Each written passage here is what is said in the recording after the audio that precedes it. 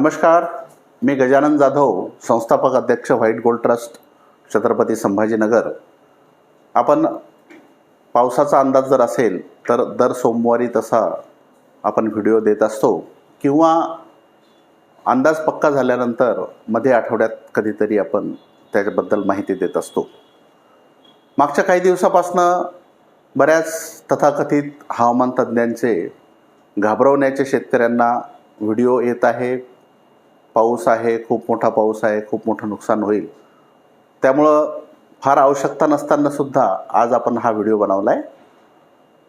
फक्त ढग येणं म्हणजे पाऊस नसतो। त्यामुळं जर आपण पाहिली परिस्थिती 16 ते 18 दरम्यान म्हणजे शनिवार, रविवार आणि सोमवारी फक्त पूर्व विदर्भातलं बघा, हा रंग बदललेला फक्त गडचिरोली, गोंदिया, भंडारा, चंद्रपूर, थोडासा नागपूर आणि वर्ध्याचा भाग आहे। इथे येत्या शनिवार, रविवार, सोमवार मध्ये फक्त 2-4 ठिकाणी, कुठेतरी 4-5 ठिकाणी पावसाची शक्यता आहे। बाकी इथून इकडे पूर्ण महाराष्ट्रामध्ये कुठेही पावसाची शक्यता नाही।